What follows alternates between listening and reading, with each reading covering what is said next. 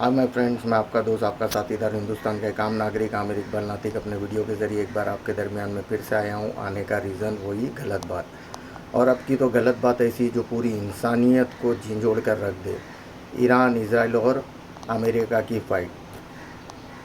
आज जब ये जंग चालू है तो लोग बड़ा अफसोस हो रहा है कि ईरान के एक सुप्रीम लीडर आयतुल्ला अली ख़ामनेई साहब के इंतकाल के ऊपर तरह तरह की बातें कर रहे हैं, और ये बता रहे हैं कि भाई वो शिया मुल्क है, शिया लीडर था जिसने वो किया। तो ज़रा आप बताएंगे कि ये शिया लीडर पिछली बार भी लड़ा था तो किसके लिए लड़ा था? अगर ईरान ने पिछली बार जो हमला किया था तो आपको याद होगा कि गाज़ा के अंदर इजरायली फ़ौज ने बड़ी बेदर्दी से मासूमों को, मज़लूमों को, औरतों, बच्चों को कत्ल करना शुरू कर दिया था, जिसके जवाब में सारे अरब ममालिक से खड़े होने वाला वाहिद मुल्क था ईरान।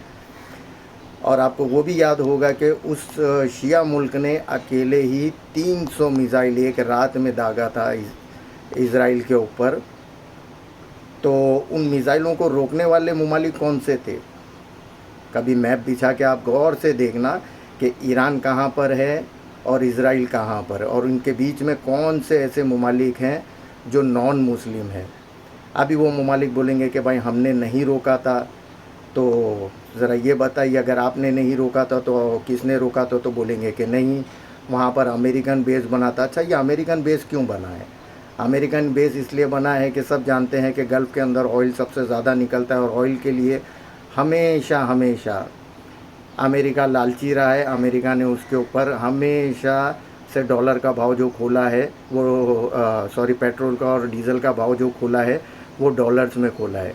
वाह भैया, प्रॉपर्टी आपकी, और भाव कायम है, ना रियाल में, ना दरहम, ना दिनार में खुल रहा है। वो खुल रहा है किस प्रकार? डॉलर में। अच्छा, अब ये डॉलर में क्यों खुल रहा है? कि हमेशा से ये ममालिक अपनी अय्याशी में ही लगे रहे। इनको ये भी तमीज़ नहीं थी कि भाई हमारी इतनी कीमती सरमाया, इसका भाव हम खुद खोलें। खैर, इन लोगों ने एक डील किए थे कि भाई हम एक काम करते हैं, हमारा ऑयल आपको देते हैं, आप अपनी फ़ौज हमको दें, क्योंकि हम तो फ़ौज रख सकते नहीं हैं। मुसलमानों की प्रीवियस हिस्ट्री रही है कि जिन लोगों ने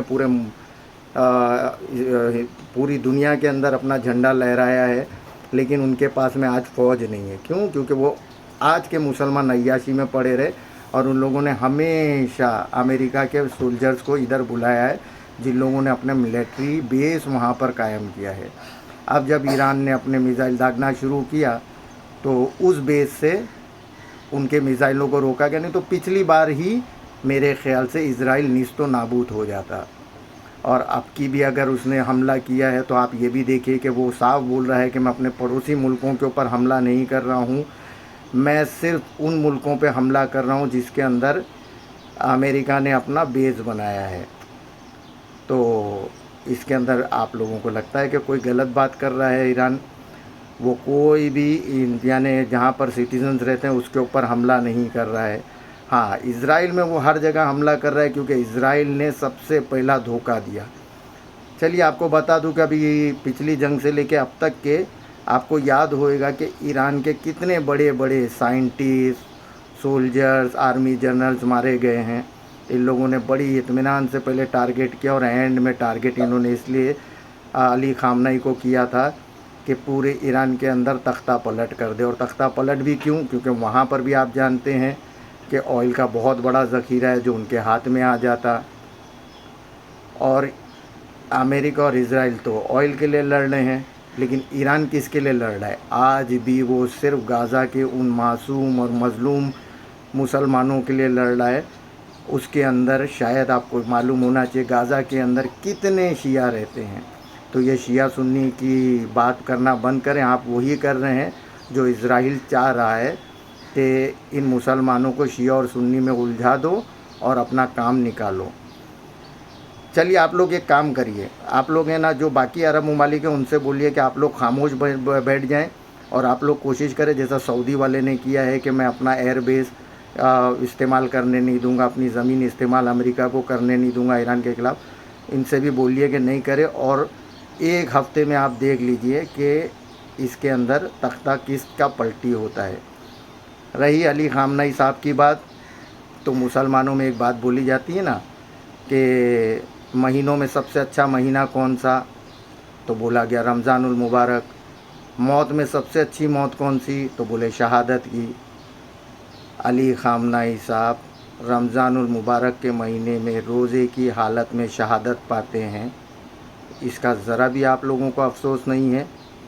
अच्छा, उनकी शहादत के बाद भी ये जंग नहीं रुकी है, क्योंकि वो बड़े दूर अंदेश इंसान थे। उन्होंने अपनी पूरी पॉलिसी बना के गए थे। उनको मालूम था कि इज़राइल और अमेरिका कितना बड़ा फितना है। उन्होंने अपने बात की भी सारी चीज़ों को कंटिन्यू रखने के लिए, क्योंकि बोलते हैं ना, हक़ पे लड़ने वालों की मदद हमेशा खुदा करता है, और इंशाअल्लाह उनकी मदद तो अल्लाह सुब्हानो तआला ज़रूर करेगा, हारे या जीते।